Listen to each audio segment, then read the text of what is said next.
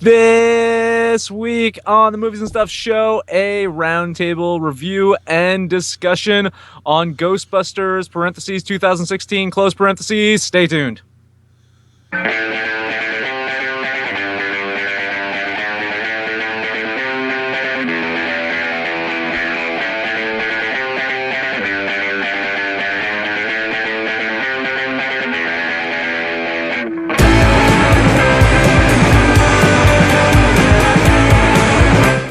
And welcome once again to the Movies and Stuff show. My name is Dan, and I'm coming to you live from the suburbs of New Jersey. I am joined by my co-host, Abe, coming to us live from the suburbs of Missouri. Abe, how's it going? Not too bad. Not too bad. What's up? We have two very special, awesome guests joining us this week. Mr. Jamill. What's up? How you guys doing? And you may remember her from the debate show a few weeks ago, Amanda. Hey. Thanks, everyone, for joining us as we discuss Ghostbusters 2016. And I'm just going to start off with a mini rant here. Now we have to refer to the original with a year. So, we have two. So whenever that happens, you have to say, Ghostbusters now 2016, because we can't just say Ghostbusters. So there's that. You have to differentiate now. That's it. It's, We don't have a cute nickname for it yet, like New Trek or like Ghostbusters Prime or That's a good question. I guess the internet cares about other things right now. We haven't gotten to the cute nickname phase of the relationship. No, it's not still yet. too new. Every good relationship starts with an adversarial, kind of position, and then it gets cute. Yeah. If only JJ was involved somehow. Really, lens flare is what this movie was missing, right? I think so. That's the only thing that would have.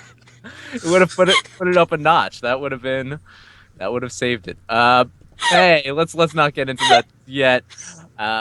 We're going to do a roundtable discussion, so we're going to basically start off with talking about when we saw the movie, how we saw the movie, what format, all of that. Because I think people do enjoy that aspect of it to see if we saw it in 3D or not like that. As always, I saw it at my local little crap theater. The difference was it was such a small theater this time. I was in the one with the reclining leather seats. Oh. So I went to a 9:40 showing of it. Had a nice leather seat that reclined all to myself. So it was really nice. It was probably... There's two families in there. I was the only person by myself. There was like a mother, a father, and I'd say two 7 to 10-year-olds on one side, and then there was a father with his, I'd say, teen daughter, probably 13 or 14, and son was probably about 10 or 11. So that was kind of that was the max capacity of my theater. Going around the table, Jamill, what about you? When did you see it? How'd you see it? How many people? All that jazz. I seen it opening night at my local crap theater up the street. Well, it's not crappy. It's actually pretty okay. But I just seen it regular 2D. I took my wife, my son, regular seats. The theater was about half full. Maybe 4 or 5 kids, not that many. I guess they was going to see Life of Pets, but mostly adults and dates. Yeah, I want to get into that a little bit later. I want to talk about the kid aspect of it as part of the discussion as well. Abe, you saw it this Sunday, 10:40 p.m.? 10:45 p.m. Sunday night, yep. And how about you? What was the theater like? Was it packed? It was 2D leather seats and all that jazz, and there was a family in there for the first time. First time that I'd been to a 10:45 movie, and there was a family there. They were locked and loaded to laugh too. They were just, every trailer was making them laugh. Every trailer. Every trailer made them laugh, and then after a while, I didn't really hear their sound of laughter anymore.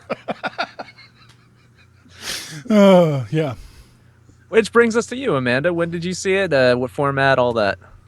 I saw it Friday night. Prime date time, 8 o'clock at night, at a generic suburban Regal cinemas. I used this is slightly relevant. I use MoviePass to get discounted movie tickets, and then I also get free points, so we barely had to pay to see this. Um, Theater was running more IMAX and 3D screens than 2D screens. We got into a 2D showing, and it was completely sold out. Oh. Full of probably mostly adults and teenagers. And to give you an idea, there was a lot of laughing at the Kevin Hart movie trailers in that theater. So it was also surprisingly diverse for my area. I mean, I laugh at those occasionally, but It it's not paints really a my lovely thing. picture. I'm immersed into your movie going experience. Yeah. And by the way, that's the racket now at those Regals and AMC's. There's like two D showings, and it's at the most awkward of times. They force you to go see the 3D now. Yeah. So none of us saw it in 3D, right? No. Oh God, no. Yeah. Well, I mean, we're alive. Like, Yeah. Because I've heard a lot that this movie played really well in 3D. So I don't know if anyone well, I don't think it we'll get into that, but I think visually played better in 3D is what I'm hearing than in 2D. So if anyone did see it in 3D and they're commenting or watching, let us know your thoughts. We'll start with our initial thoughts of the actual film itself. And Jamill started off last time. Amanda ended off last time, so we'll start with Abe. Oh, Initial boy. thoughts. I hated it. I hated it. I hated it so much. Like, okay, and to be fair, I am not a comedy person at all. Like, comedies usually don't do it for me, and this most assuredly did not do it for me. I chuckled one time through the whole movie, and that was Garcia saying, "Don't call me the mayor of Jaws." Best joke in the movie. That Best joke in the movie. That was the only time I laughed the whole time. I was bored beyond words, but I can't even get mad at the movie. That's the funny thing. I don't think they tried. There was no effort to make a movie up on that screen. It was just like, okay, yeah, if you're too cool to try, why should I even feel any kind of real emotion about this piece of shit you're throwing at me? Damn. Vicious. Amanda, what about you? You agree with Abe? I don't think you'll ever hear me say those words, just as a matter of principle. I enjoyed the experience of watching the movie. I generally rate movies in terms of how much effort I would put in to see it again. So, like, if this was streaming on Netflix in another year, maybe I would throw it on. But it would be kind of a toss-up between this and Ghostbusters 2. So I'm I'm telling my friends, like, you don't have to run out and see it, but, like, you don't have to avoid it. It was good enough. Like, it didn't actually hurt me, but you don't have to, like, go pursue it. Jamill. What about you? Meh. That's look. I appreciate y'all bringing me on for this because y'all know how much I love Ghostbusters. Absolutely. But this movie, man, it's not even worth getting mad over or excited. Like, it is completely okay. It's aggressively okay. It's just mediocre. It's not worth this battle between these two sides of epic proportions. It's not worth any of that shit. It's just, I laughed like 4 times. It was okay, I guess. I wasn't offended. I don't know, man. It seemed like every other soulless big blockbuster there is. It's missing all the charm of the original. But at the same time, I guess you could do worse. I guess. Ooh, man. Maybe. I mean, look, I feel like this. It's a toss-up between this and Batman v Superman. You're out of your mind. You're out of your mind. You've lost it. I might see Batman v Superman before I see this again. This one was shorter, if that matters. I don't know. This movie felt kind of long, especially in the middle. It drags in the middle. Like, after they bust that... Oh, spoilers. After they bust that first ghost, there's just 20 minutes of nothing. It's just... You mean Like, bust? yeah, You mean the only ghost in the entire film they actually caught? like I said, I can't One even work up ghost. the One effort. ghost. Yeah. I can't even work up the effort for how like kind of mediocre this movie is. Yeah. Let's let Dan say his thoughts, and then I can yell I at you both. I think I mostly agree with Abe here. I thought it was terrible. I it was painful for me to watch at times. There was just so many jokes and so few laughs. They just kept piling joke on top of joke on top of joke, and it just did not work. And the moments that I felt did work were the more subtler ones, the more where they weren't trying to force a joke at us, where they're having general conversation, and their funny personalities were just showing. Because these are funny people in this movie, and you're giving them Well, bad jokes. Honestly, like these are funny people with bad jokes, and the moments where they were actually just doing dialogue or acting with each other, the genuine moments, I felt were better, were funnier. I actually do think that there was a huge redeeming part of the movie, not enough to save it in my point of view. Is I actually really enjoyed most of that battle at the end. I thought it was visually really well done. I thought they were into it. I thought it looked great when the Puritans are coming up and they're battling the Puritans. I thought the effects looked very similar to like, oh, you did not like that? Oh, well, let's get to that. But I felt it was very akin to like some of the effects that were in like Peter Jackson's The Frighteners. I really thought that it looked good. And then right after that, they go to, hey, let's have the main villain be the little ghost from the symbol, make him really giant, and then shoot him in the balls with our laser beams. There's so And much it was just subtext like, there. it went right from like, this is cool, this looks really nice, to like, wow, this went downhill fast again. so, So go ahead, Dan. Sorry. no. I was gonna go to Amanda to see. She was disagreeing with me about the battle. The ghosts, the look of them was fine, but that was some really horrible action editing. You can tell that those were editors who are accustomed to comedy, not knowing how to do things like, are all four of them standing next to each other? Is it two of them? What side of the hole are they on? How far away is the monster? Almost none of that was conserved in a way where I was like, it made it feel like they didn't care very much. Like, oh, we'll just go out in the back lot and we'll film for like a week, and then someone can throw it together in post and I'm sure it'll look fine. And the original, because they had to use more practical effects, there's lots of like steady cam stuff and long straight shots, and you always know where everyone's standing. And for me, I'm sorry, I get confused. Like, I can't handle it. I'm like, oh, that's pretty, but I thought they were over there and now they're over there, and what am I doing? And I thought I was supposed to be laughing, and now I don't know how many people are on the team anymore. How many Ghostbusters did we have? I thought there was a black one. Where did she go? Like, that part should be easy, right? Like, Yeah, she was the only black person in New York. So I mean, yeah. That's not true. That's not true. They had Omar from The Wire. Oh yes, Omar was in there. That just hurt my soul to see Omar in there. We're getting a little feedback in the comments. Dan, when you gave your review, Marty said, "Fuck you, Dan." Our friend Jack Random says Jamill has no joy in his soul. Marty also said Amanda is spitting hot fire tonight. There you go. But to Amanda's point about the editing, I agree. I thought the comedy was edited poorly too. It was joke, react, react, react. Joke, react, react, react. Nothing breathed in this movie. It was so mechanical and so tiresome. Well, to what Dan said, he said the parts for him that worked the best were the most subtle parts. So basically, the parts that's kind of like the original Ghostbusters. Because I could tell you what happened. It feels like they had like a loose script, and this is just comedy now.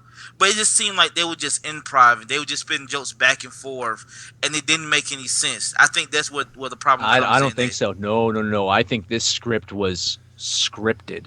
I think that these were, Paul Feig's jokes, and just not good.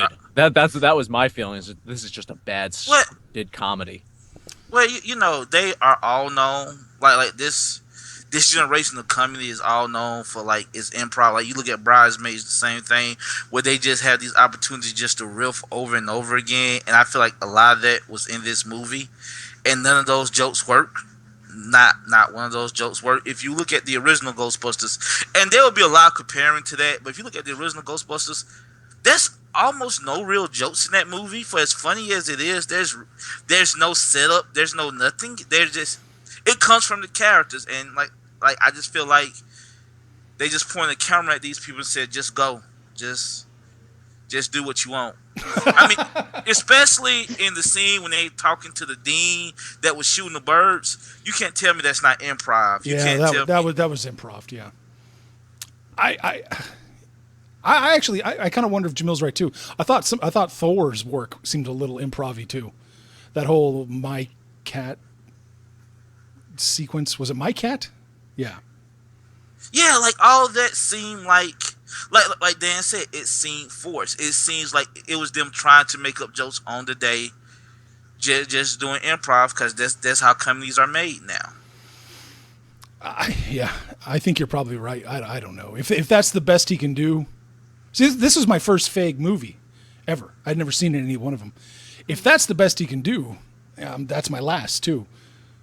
To be fair, though, I put this on par with Anchorman 2. Like, honestly, like I felt like a very similar reaction to watching this in Anchorman 2. I felt there's just a lot going on and nothing going on at the same time. Whereas the original Anchorman, it worked so well. The second one just kind of fell flat to me, and I felt a lot of the jokes. Yeah, and the Anchorman 2, to I guess Jamil's credit, the same thing. That was very much improv and very much them not really having a defined script. So maybe Jamil's right. Maybe Ghostbusters was made the same way. I don't know. Well, Ghostbusters 2016. I mean, it worked really well in Bridesmaids. Um, I haven't seen it. This is the same as me. This is the first time I've seen a Paul Feig film. Okay. So, yeah. I would highly recommend Bridesmaids over this. Yeah, I agree. And you can tell from there are many scenes in Bridesmaids where you can tell that they would have had alternate takes, and you can see. I've seen footage of here's the 10 minutes of alternate takes that they did just for one scene where Kristen Wiig's insulting a teenage girl, and then they just took the best. So I imagine that. He was like, oh, I did it once in that other movie where there wasn't even a plot. It was just, a wedding, I guess. And I just had people shout at each other and I took the best stuff and it magically worked out. So I could see him wanting to capture that energy again, and you can never force that. No, you can't. About the performances too, because since a lot of these are actors that Feig has worked with before. Abe, you mentioned to me you were surprised with Melissa McCarthy, right? I was. I actually was expecting this is going to show my anti-comedy cred. I was afraid she was going to be Chris Farley, just rolling around on the ground and just screaming the whole time for 90 minutes and saying, "That's funny, right?" No, but I was actually impressed. I could see McCarthy actually going on and making some interesting characters if she hasn't already. She was understated, and she's not totally uncharismatic. Yeah, it's, my wife and I used to watch Mike and Molly for a little bit, and honestly, this is before she was kind of like a bigger star than she was. Whoa! Don't shame her. And there was moments of that where you can see it's like, okay, this is a really funny person, and given the right material, I feel that she can really shine. I don't think she was given the right material in this movie. There was that rumor coming out that McCarthy was a huge fan of the cartoon, the 80s cartoon. Which one? Ghostbusters. Okay. But The real Ghostbusters. Thank you. Yes, there you go. And that's what she wanted to do, was something more akin to that. And she was furious at this movie and the script. That's the rumor that was out there. Well, if that's the case, then bravo to her. She's yeah, right. then she's just I mean, she apparently can see the bullshit a mile away. I'm gonna tell you right now, this is probably one of her more understated performances because she does kind of play like the fat, loud, fatty fall down type of character a lot. So yeah, to me, I feel like she is charismatic, but I do feel like this is a waste of her and Kristen Wiig I really do, because like both of those women are funny. Leslie Jones can be funny. Kate McKinnon. I don't watch Saturday Night Live, but apparently she's really funny, and she wasn't funny to me in this movie. Wow. Well, I take that back. She works half of the time. I would love to see what movie she thought she was in, because that movie looks great. Because it wasn't a Ghostbusters movie. And like all I've been reading on the internet, like for the last few days, is like how she's the breakout star, how like her character is the best. And I'm just like, no. Uh, Come on, that's all it takes. She was shockingly bad. I mean, she was shockingly I take you think- out of the movie bad. I think Jamil's so on point. I wonder what movie she thought she was making. She Is thought that- she was in a silent film. It seemed like to me, they was trying to force an iconic character instead of having an iconic character come naturally. It seemed like they was trying to make her, like from the get go, they was trying to make her into something special. And like I said, not everything she does is unfunny. Like I said, she works. I believe your enjoyment of this movie rides on her. If you like her, And I kind of liked her. oh well, never mind. Like I said, she I works mean, half of. Yeah, she I works agree. half It's of a the little time. forced, but like it also almost worked. And I was like, wow, if I have to throw a Halloween costume together, yeah, I'd probably do that. And I'd run around and I'd like shoot things and I'd be like, pew, pew, pew, pew, pew. And then like, I tell you, like you know, tell you that's like this. fun. this is why she works. She's the only one with a real personality. Even if you think it's terrible, if you look at the other three, they really don't have as strong of a personality as she does. Like the original Ghostbusters, they all had distinct personalities. I feel like they for the most part were just all the same character, but her. Look, let's just say this movie bombed, which it did, and they was going to somehow salvage it and make a reboot. Somehow, a reboot of the reboot. She'll be the one character I keep. That's the biggest compliment I can say. She'll be the one character I would keep. Because I don't know. I think I tossed her to go make a remake of Ace Ventura 2. Because honestly, at this point, it was her being Jim Carrey to me in this film. Like it was just way over the top, and it did not fit. I'll agree with you. It stood out, but I don't know if it fit. I don't know if it fit into this movie, and I don't think Kristen Wiig worked at all. I think, which is sad because I really like Kristen Wiig, and I think that's probably. Can we? I have a very relevant comment for a second. Sure. I studied physics and math. I'm married to a physicist. No one in the history of studying physics has ever dressed like that. Her or her boss. Like you show up wearing clothing that has been washed in the last week, and people are going to ask you where you're interviewing. Like, I was like, this is not. I mean, that's not to say that a woman like that couldn't go into physics, but that was like it actually. The least plausible part of this movie for me was the wardrobe. Just like overall, like I was like, no human beings actually dress like this, especially not for the jobs that we're supposed to think they're having. I mean, it was really cute, but just like impractical. Well, hey, Tywin Lannister did try to get her to change clothes. Did he not? He did mention that, But why does he care? All he wants is for her to publish papers. That was to show that he's a sexist. That's what that was in there for. And to be fair, but as far as I know, no human on Earth can smell isotopic decay. Just saying. That's another thing about this movie. Again, comparing it, Dan Aykroyd is crazy. We all know that, right? Like he's nuts. He believes this shit for real, and Harold Ramis helped him write the script. So when they would spout off that technobabble, and it made no sense, at least it sounded believable. Because they believed it and they worked on this script. Right. Every time they said that shit, I did not believe it. I was just like, if you don't shut the fuck up. Like, it just sounded so forced. It sounded so unnatural. I was like, I don't believe this for a second. Dan Aykroyd has such an enthusiasm because he's nuts and he believes this shit for real. Stuff, yeah. That you believed him. You believe Ray in everything he said. When he says a fourth class, full roaming vapor apparition, You believe that when he says it. You don't believe that when these women say it. You don't. It just sounds like gibberish. It was a lot like late season Voyager. Ah, Like it honestly, now that I'm thinking about it, I'm like, this really just feels like a holodeck episode. We'll get into my fan theory about how this is still just Gozer's illusion that's going on right here. That's So we've actually talked a lot about the original cast. Let's talk about these cameos. can we not? Jeez, I mean, honestly, I was saying this to Abe the other day. Ernie Hudson was Oh, good. Ernie Hudson was good. oh, Honestly, Ernie Hudson was good no. Amanda died. Let's just oh. because Ernie Hudson. he shows up, and he gets paid to do his job. And as long as you're paying, Ernie Hudson's going to do the job. he's going to do the job. Yep.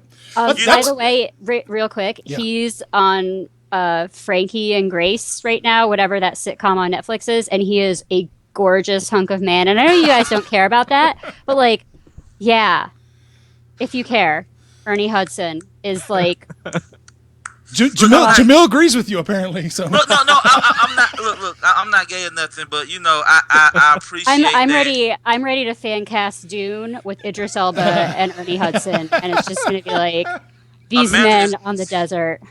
Amanda is down with the swirl. Apparently, Uh, believe it or not, his and Annie Potts are the only cameos that work for me. The other two, the real two important people cameos don't work for me. But Annie Potts and Ernie Hudson works for me. And the reason Ernie Hudson works because it's a part of the story because she's been talking about her uncle the whole movie, and when he shows up, like, hey, it's Ernie Hudson, and it's great.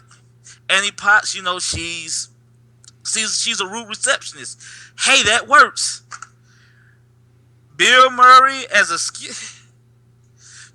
the reason we don't have a Ghostbusters 3 is because he refused to do it.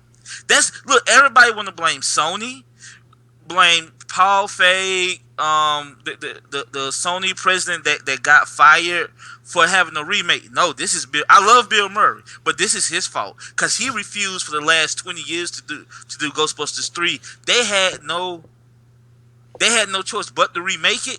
But he wouldn't do Ghostbusters 3, but he'll show up in this shit and completely grinds the movie to the halt. It doesn't even make sense. It doesn't even make sense within the movie. It's just there. Like, if you try and make this quote unquote for a new generation, you wouldn't have that scene. That is strictly there for all of 30-year-olds. Like that's the only reason it's there. If you're a kid, you're like, why the fuck is this movie stopping for this old white guy? And he cracks one joke. He cracks one joke. He wasn't trying at all. He was He's not like, trying. I'm going to walk in, I'm going to sit in that chair right there and not And tell a look joke. smug. Yeah. And look smug. Yeah. He tells one joke, and it was a funny joke about that being his mother's hat. And then they kill him. They kill Peter Vettman by a ghost. Yeah. Oh, I just watched the first episode of Vice Principals, and Bill Murray's in it for, I don't know, like less than 10 minutes, and probably about the same amount of time that he's in Ghostbusters, and you can see the amount of effort that he put into this one episode of Vice Principals versus the amount of episode that he put into Ghostbusters 2016. Yeah. Like, you can just tell, between wanting to be there and do something, and just being forced to, essentially. Like, he I think I made the joke a couple weeks ago, right, Abe, that he kind of looked like Chris Christie standing behind Donald Trump. Right, yeah.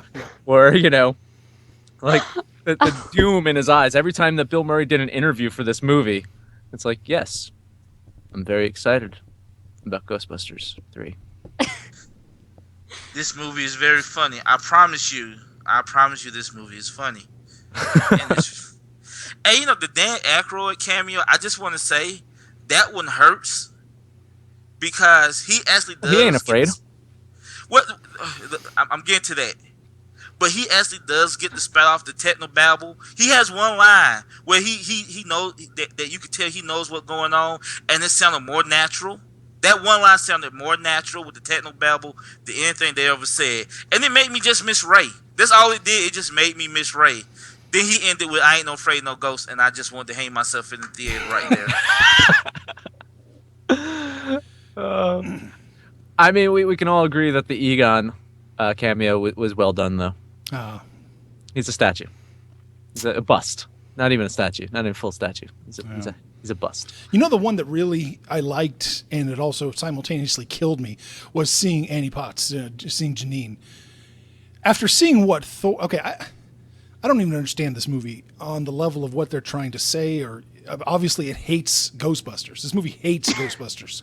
There's no other way to interpret it. It hates Ghostbusters. But for them to take the secretary, which is kind of like a middle finger at Janine. Janine was not a vapid idiot. She was a no nonsense, fuck you, I don't take guff from anybody person. That just really, and then to hear her doing her New York accent, that just hurt. It's like, man, I'd much rather be watching Ghostbusters 84 right now. I much rather see old Janine and like old Lewis Taylor as like a married couple. Yeah. Yo, it just, I don't know, guys. You guys talk. I think I'm hating this movie more as I talk about it. Yeah, there was some mention in the chat. Funny, Jamill doesn't sound like he thought it was okay. No, I mean, I thought some of the jokes were funny. Like I said, it's not offensive. Look, don't forget now. I think I talked about this. My bar was very low from the get-go. I like the trailer. I remember I got shit from everybody, all you guys, about liking the trailer. That's true. Because I figured, whatever. And you love the song. You love that song. Oh, right? The song wasn't horrible. I listen to the radio every day. That song was just as bad as everything else. I'm going to tell you something about that song. Yeah. To take that song, which is kind of a bad song, kinda, but it's catchy. So to take the worst parts of that song and take out all the catchiness, why would you do that? Why would you do that? Then it had just an obligatory rap part. I swear, guys, I just thought this movie was okay. I don't hate this movie. He hates this movie. He hates this movie. I've seen it twice now. I enjoyed it more the second time. Okay, I'm sorry. I'm hijacking the show.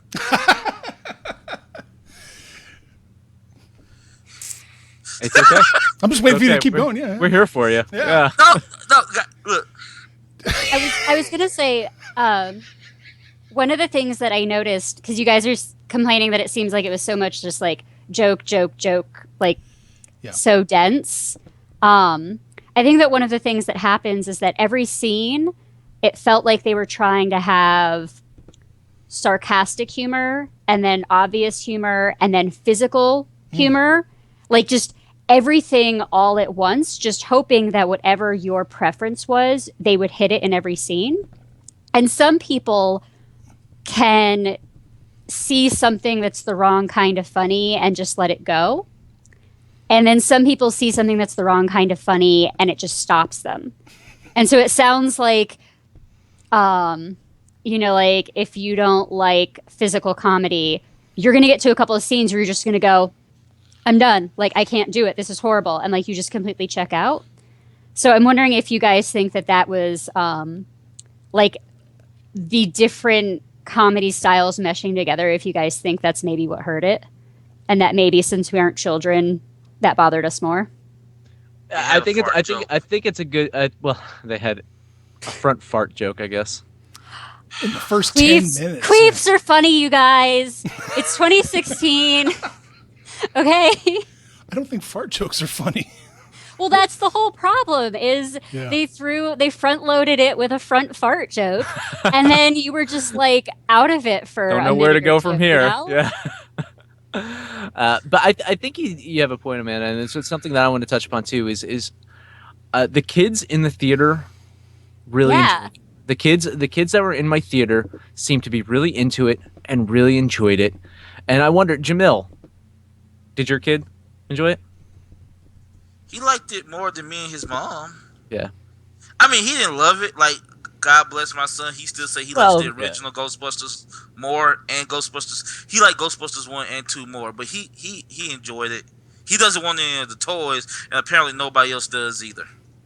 Well, I think this is going to have an appeal with kids more so than adults, and I think part of it might be that type of humor, and the fact is that they are throwing this physical humor in that kids tend to enjoy, and they're trying to mix it in with the sarcastic humor, trying to hopefully get the adults involved as well. I think one of the problems is the movies that work so well as kid movies and adult movies. Think of they're mostly the cartoons that they make that are aimed Pixar. towards kids, but they have jokes that are so higher level that the parents get involved and really enjoy it, and make them part of it. Those are the types of movies that really work. And I feel with this, like, the jokes were aimed so low that I think it missed the mark of the adult audience for the most part. And I know that there are people that are out there that have really enjoyed it. I think there are some pretty, Abe, you're telling me some pretty positive reviews from some bloggers, right? Yeah, yeah. Was it Faraci? Yeah. Oh, of course. Our boy Devin loved this movie. Yeah, he loved this. He movie. was already locked in. I mean, yeah, he was going to love this movie no matter what. Come on now. Yeah. Yeah, his worldview depends on it. So I mean, I can't speak for all adults here, but I just feel like the comedy was off the mark. You were saying they were shooting low. I think Feig hates his audience. He hates Ghostbusters. I mean, and he hates his audience. I mean, this is not written by somebody who thinks of his audience as intelligent people. This is not the way he set this up. Go ahead. No, go ahead. No, go. Look, this is what I think. Now, people call this movie man bashing. I don't think that's true. But this movie has a serious chip on its shoulder about the internet and like male babies, like which there's a lot of Oh, yeah. there's some assholes on the internet. Leslie Jones just went through hell yesterday, Oh my God. because of that, I'm actually kind of rooting for this movie because fuck those guys. But like, he has such a chip on his. The whole movie itself has such a chip on his shoulder about the internet and male fans, and you could just tell it ain't so much that he hate his fans because it's not like this in the other movies. It's just this movie. You could feel the contempt. But he wrote On this the before script. he wrote this before the trailer came out. Yeah, he was aiming no. for this. He was No. I don't know. I think there was probably some rewrites. I think there's some reaction to the whole YouTube. I think they had to have refilmed some things and added things in, Abe. I mean, I don't know. It does felt not. like that. It does not feel like we were watching all of the scenes in the order that they were meant to be watched in. Right. Like there was a lot taken out and moved around, and That could be. Go ahead, Jim. Go ahead. No, I just said, and to be fair, this script. I mean, the backlash started 2 years ago when they announced they were going to have an all-girl Ghostbusters. So he's been dealing with this as he was writing this, as it was announced, as he was writing the script. I feel like he probably knew it was coming. And you're right, they probably rewrote some shit. Yeah. Well, It's nothing new though, because I mean Kevin Smith did the same thing with Silent Bob, Jane Silent Bob Strike Back, right? I mean that was the whole like the joke about they'll probably have Ben Affleck and Matt Damon. Let's go on the internet to see what the fanboys are saying. So I mean this stuff isn't new. This has been happening for when that movie come out, like early 2000s, right? I mean, Yeah. like 15 plus years since the dawn of Ain't It Cool News.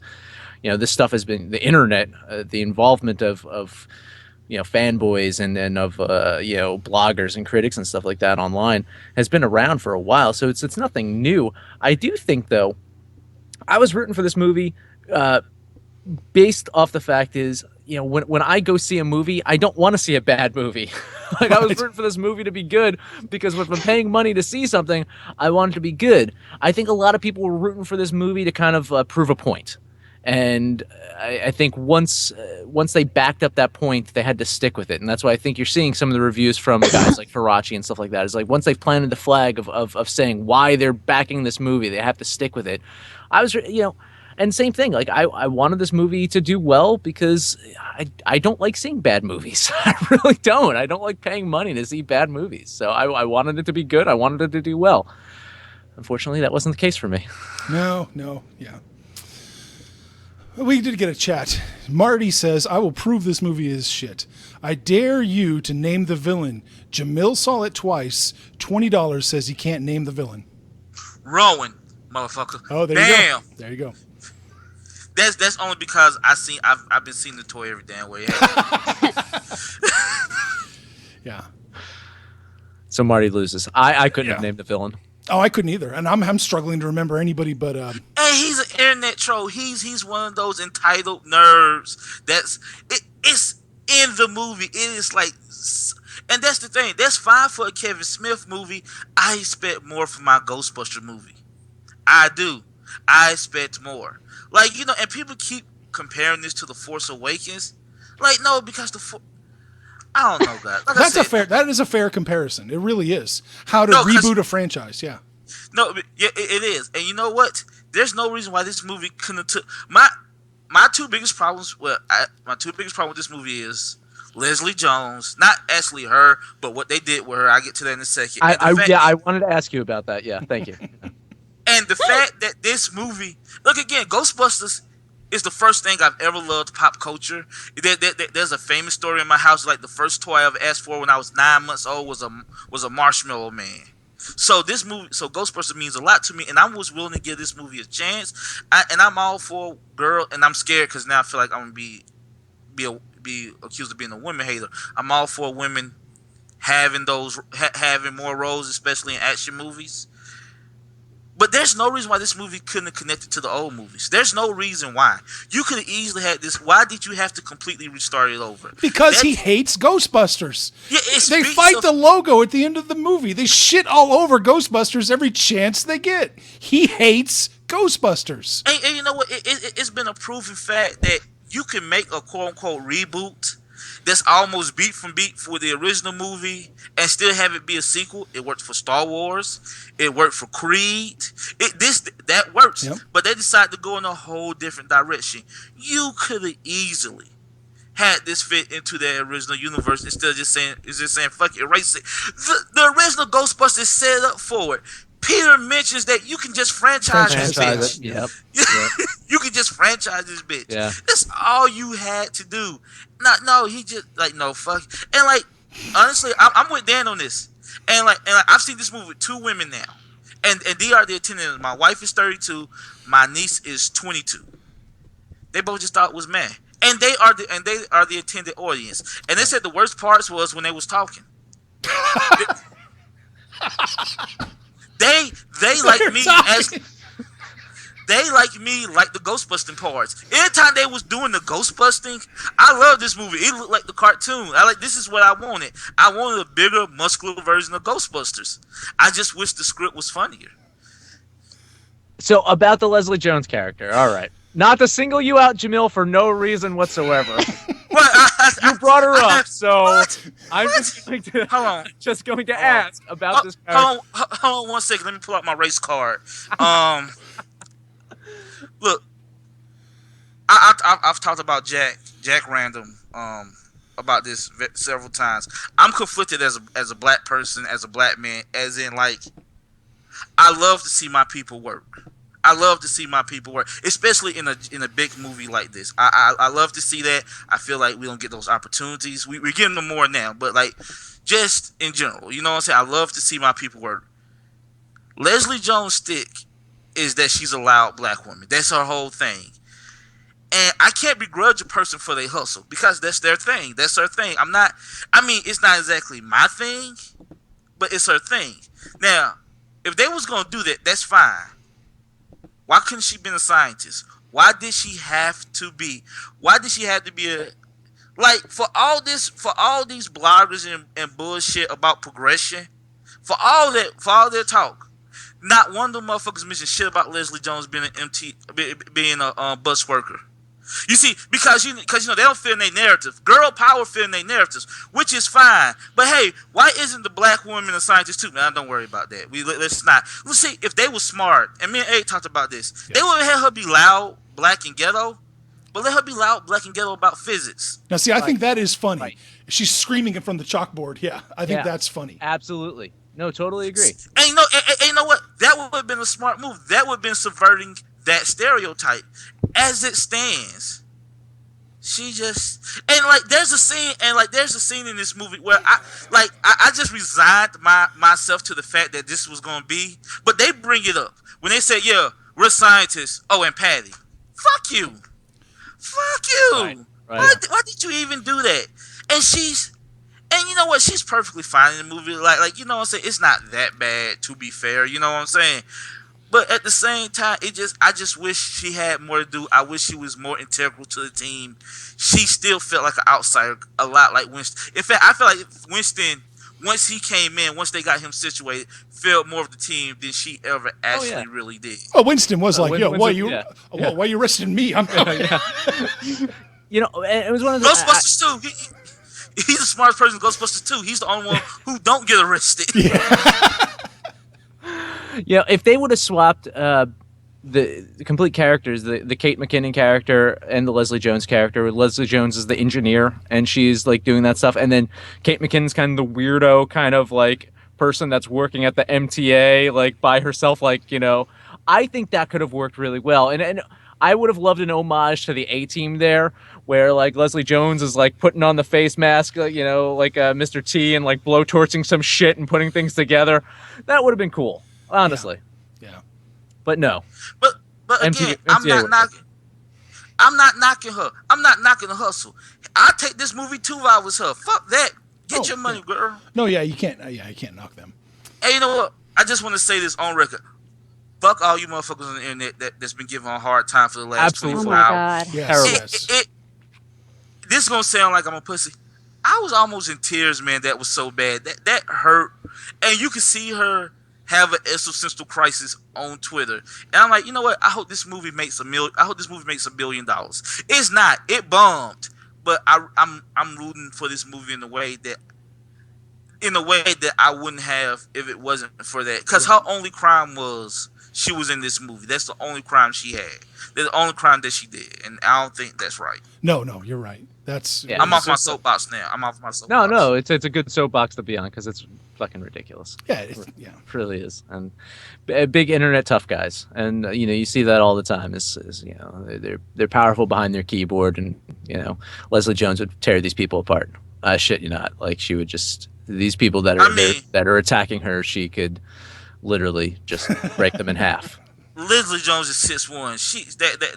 That's a big lady, and that's another fun thing too. She's just not taller than them. She's taller by them by a significant amount.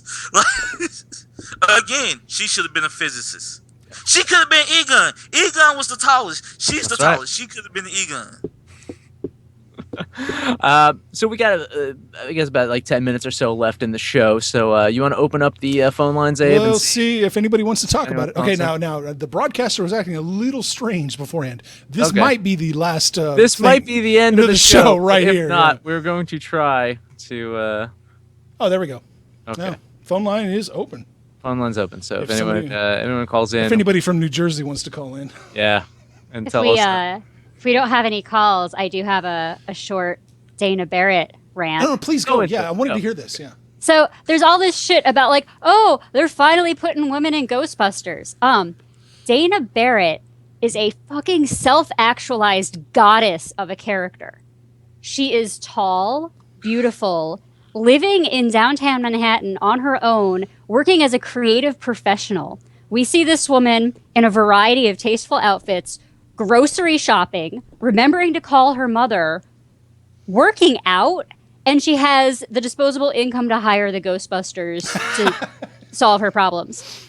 She is the only person in that universe who actually has their shit together. Everyone else is just sort of like an accidental hero.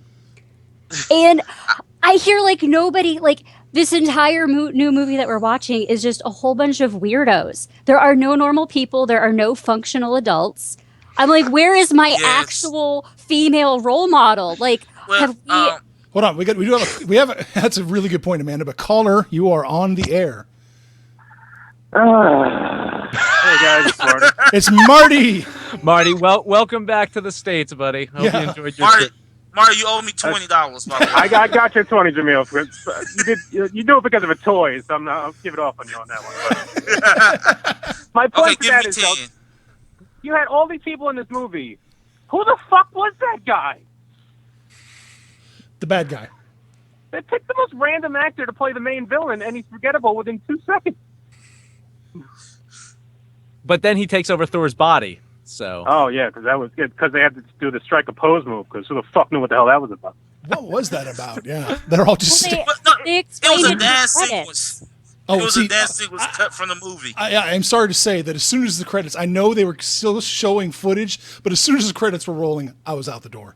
They must just- have blown at least half the budget on the credits.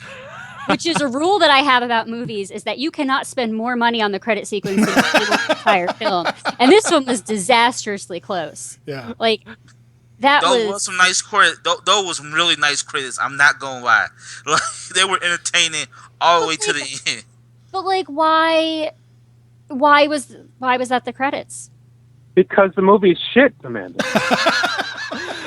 Marty, Oh, did well, you when see, you say it like that, did you see this in London, Marty? You saw it in London? I did see this in London, and it nearly ruined my vacation. I'm not gonna lie.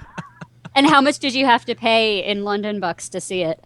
Well, thanks for Brexit. I actually wanted to go to see just to kind of see the experience of seeing the movie in London. It was like the last day of our trip, but it's kind of the same. But they have the seats are the same. Instead of like leather seats, they have 2 rows of leather seats that you can pay $4 more for.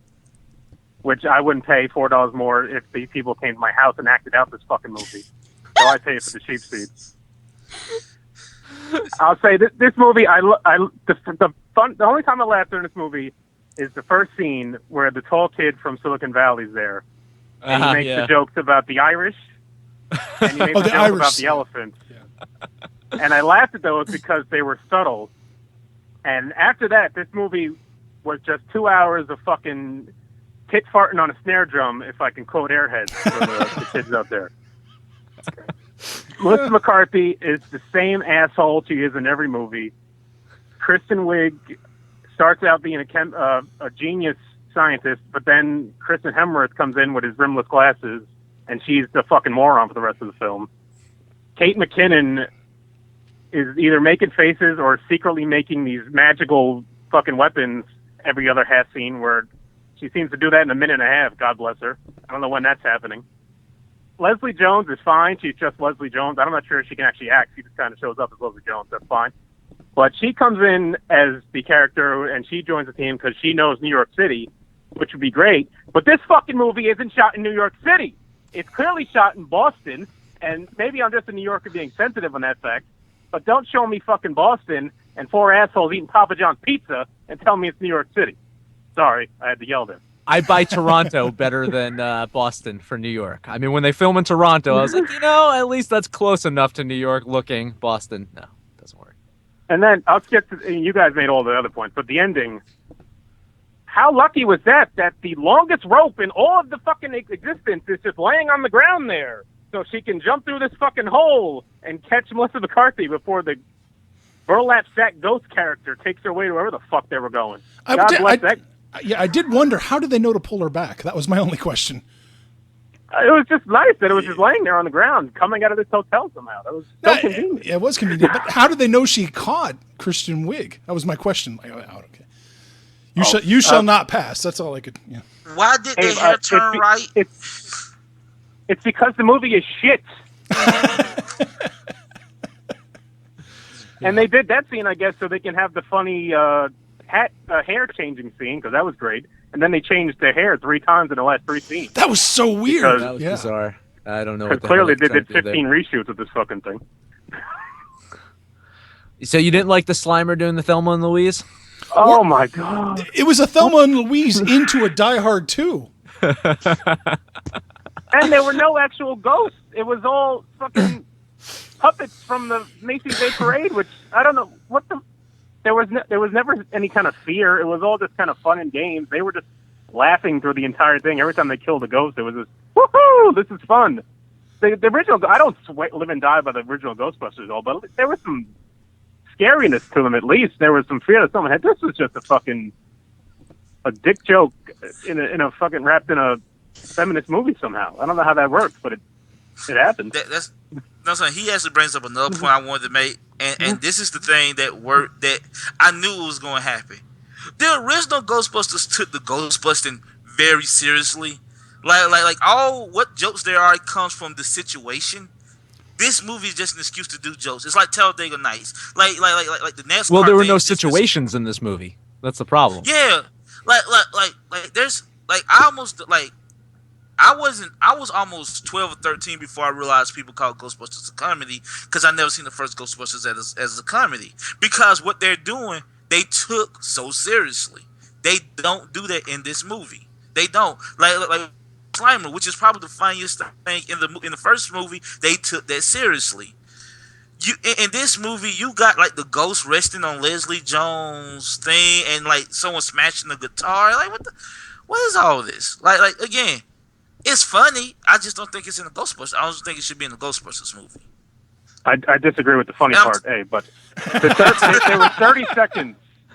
There was 30 seconds where they gave someone a serious backstory where Kristen Wiig was talking about how the old lady ghost would sit on the edge of her bed as she was a kid. And that was it. That was the only person that got any kind of a backstory, and then they just left that alone because it never went anywhere.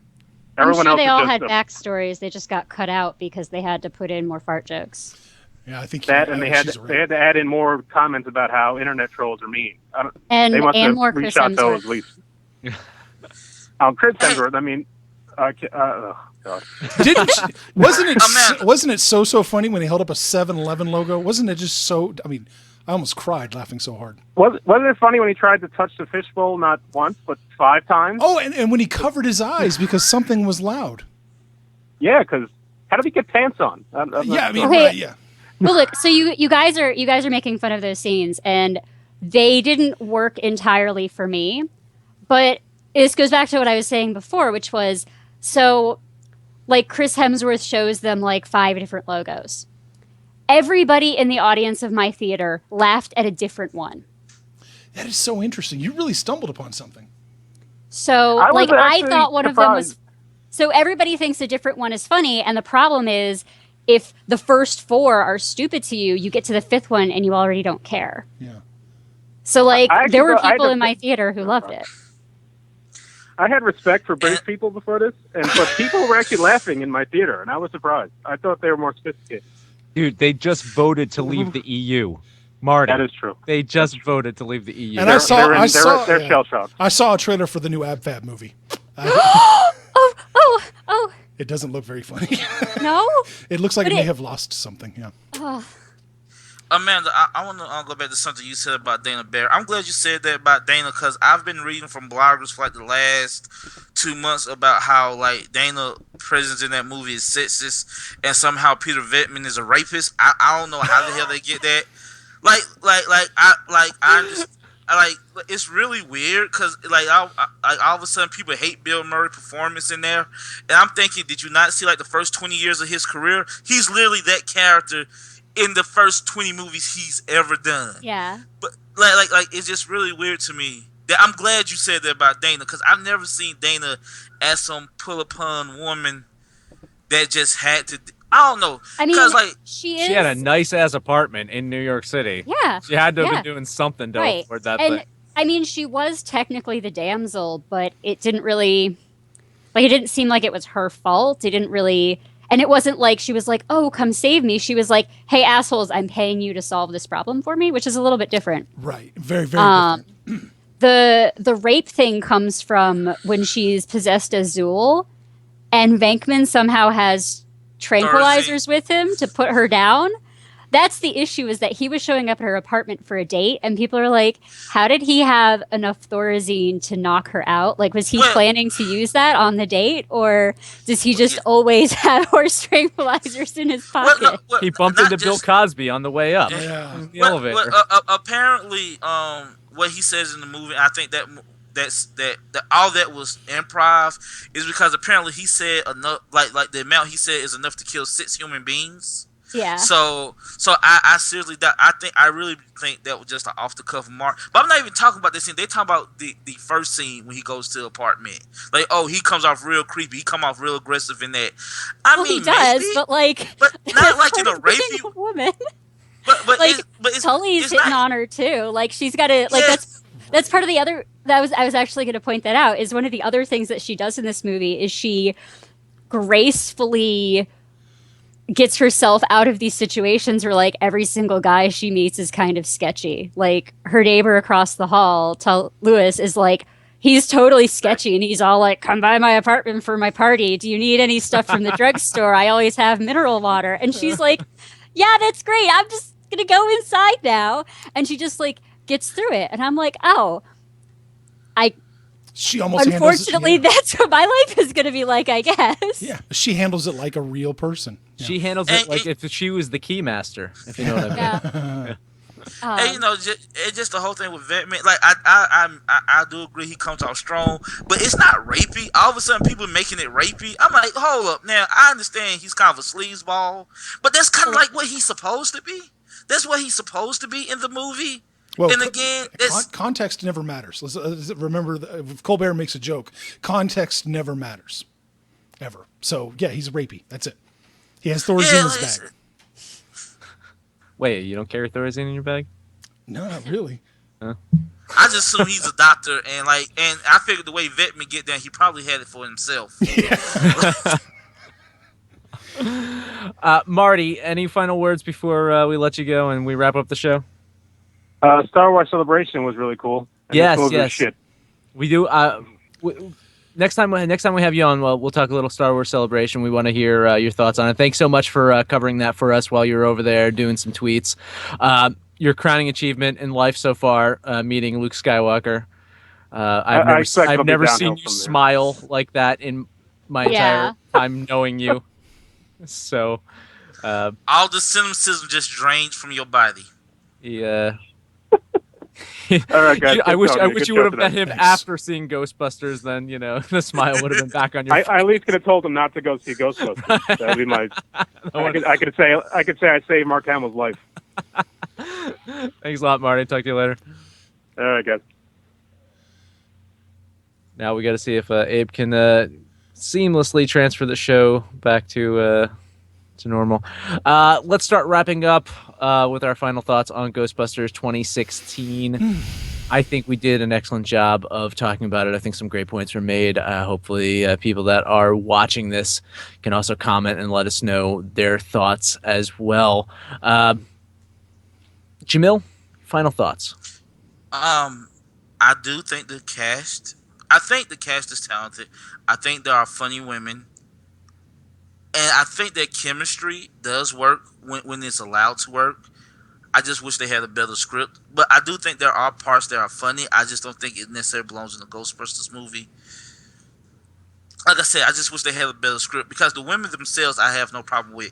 Even whatever the fuck Kate McKinnon doing. Like, maybe that would have worked if they had a better script.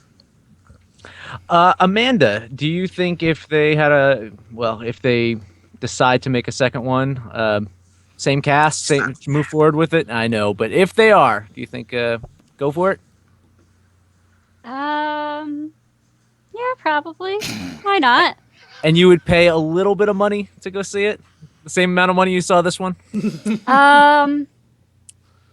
Yeah, I don't know if I would include an average inflation adjustment in there. But yeah, like if they did another one of these, I wouldn't go out of my way to avoid it. Is that sufficiently I'll take that as an answer? I'll take that as a very non-committal answer. Abe, what about you? Is there anything at all that you could say was redeeming for you from this movie that you take out of this to say there's one little iota of goodness for you from this movie? Yeah, it actually did. It taught me that I'm never giving Feig any money of mine ever again under any circumstances.